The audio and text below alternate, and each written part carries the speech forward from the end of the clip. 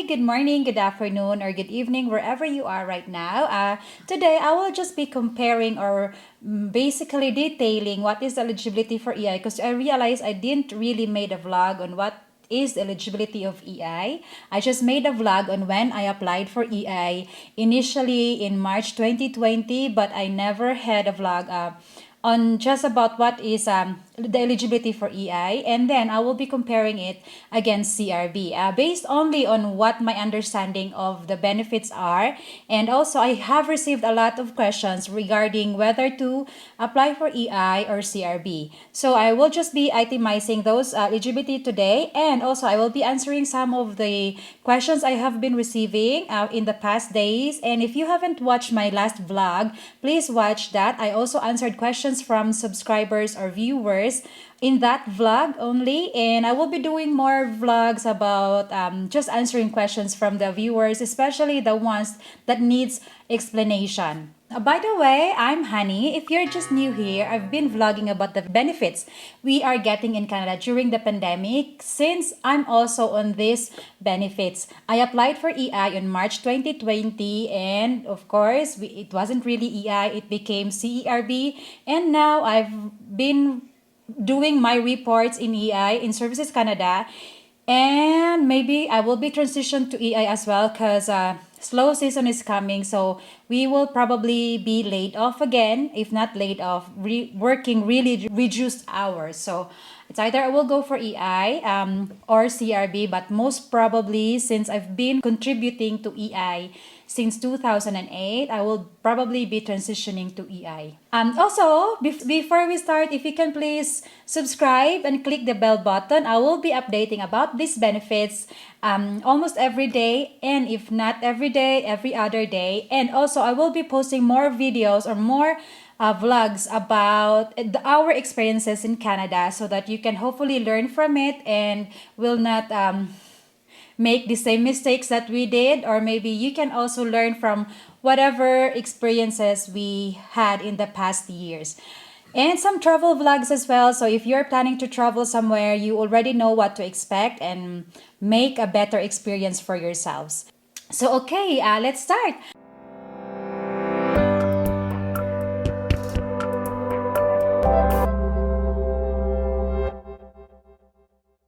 So first off, EI had a few changes too. They reduced the number of hours you need to qualify, so that now it's only 120 hours, and they have a minimum amount of benefit, which is $500, and you could receive more if you have been contributing to EI for a while now, and also you will be receiving the benefits for at least 26 weeks now.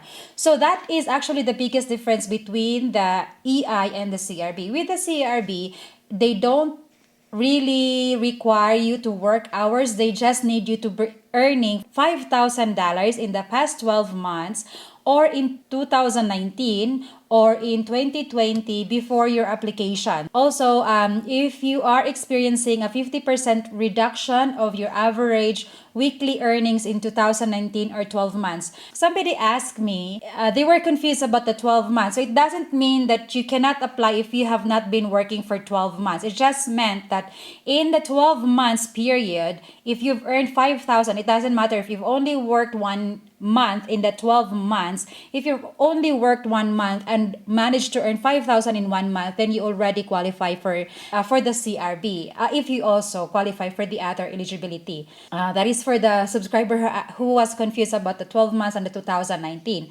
And it doesn't also mean that you've worked since 2019. It also just means really that you have earned $5,000 within 2019 or within the 12 months before your application.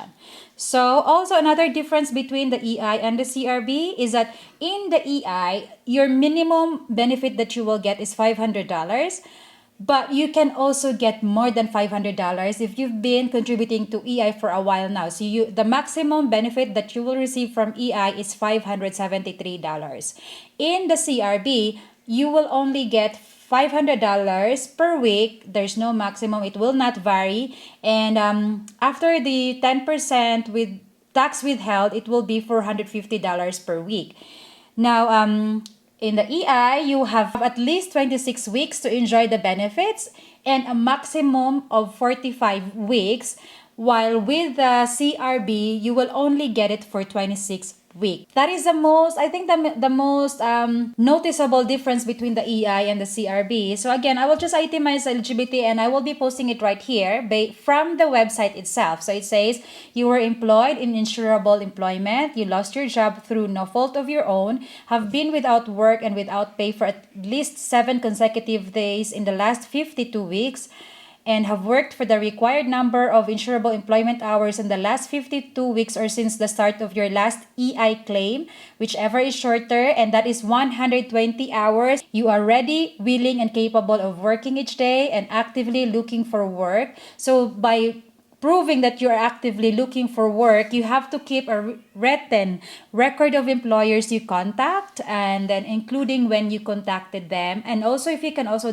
visit the job bank, I will put the link to that job bank in the description of the video. So that is also one proof that you are looking for a job once you go through the job bank and start applying for a job there. There was also a question whether or not to provide another ROE once you transition to the new EI. If you're already getting your CRB from Services Canada, you do not have to submit a new ROE when you transition to EI, because they will just use your ROE from your initial application for CERB. However, if you are transitioning from CRA Canada, if you were getting your CERB from Canada Revenue Account, then you have to give Services Canada your ROE when you apply for your EI. So if you have more questions about this, please just leave it on the comment, and then right now I will be addressing some of the questions that I got.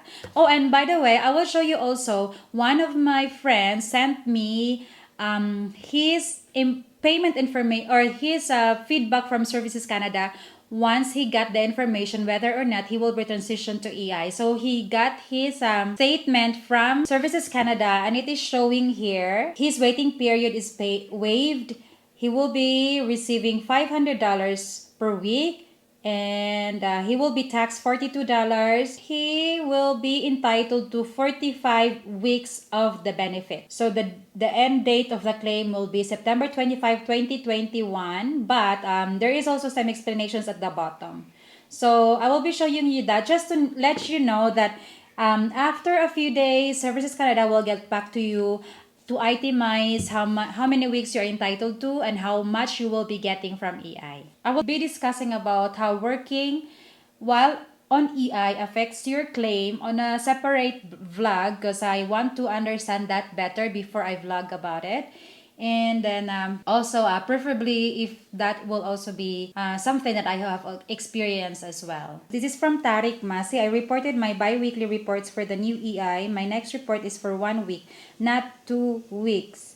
Isn't this weird? Or maybe I'll get paid for the 1 week waiving period. The new EI opened on September 27, 2020. But if you have never been on CERB before this date, then you will be getting the CERB for the last week, which is still October 3, 2020. Because the CERB was until October 3, 2020 for those who were not getting it since March 15, 2020.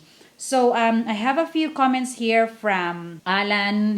They were wondering why when they applied for the EI, for the new EI before September 27, 2020, they were processed through the CERB, because the CERB was actually until October 3, 2020. So for Mr. Ern Castillo, the reporting period for the new EI will still be on October 12th, perhaps processing delayed due to the holiday. I have another weird experience though. My first bi-weekly covers my last 2 weeks of the CERB, September 13 to 26. I do not understand why they worked it out retroactively since I applied only on September 18. I also filed ahead of October 12 to avoid the bulk. I did not complete the report for fear of being paid both for CERB and EI for the same period and accused of fraud. My question also is that why the next period is not showing the online report form. So Mr. Ern Castillo, you were then on September 18 when you applied, you were then processed in the CERB program. Because when they made the CERB program, they had it initially from March 15, 2020 to October 3, 2020.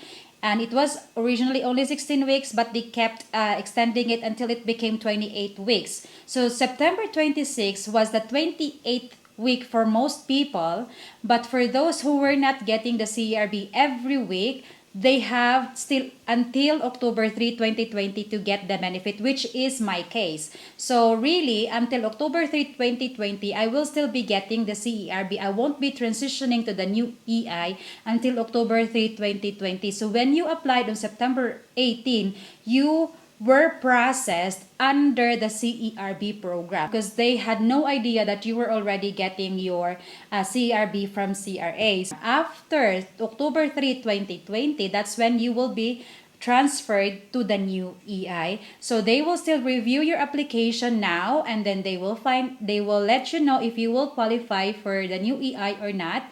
So if you can just wait, they will send you an email, or in your benefit statement in your MSCA, in the payment information, they will show you how many days you're entitled to, just like what my friend showed me. And also, EI was actually open for application since September 27, 2020, for those who have exhausted their CERB on September 26, 2020. So for Mr. Ern Castillo, now, when you applied for EI before September 27, 2020, you are processed in the CERB program. And now, just like anybody else who are transitioning from CERB to EI, we just have to wait until they will give you feedback on whether they will transition you automatically if you qualify for the new EI, and if they won't transition you to the new EI, they will also mail you. So what I would suggest, if you do receive money from that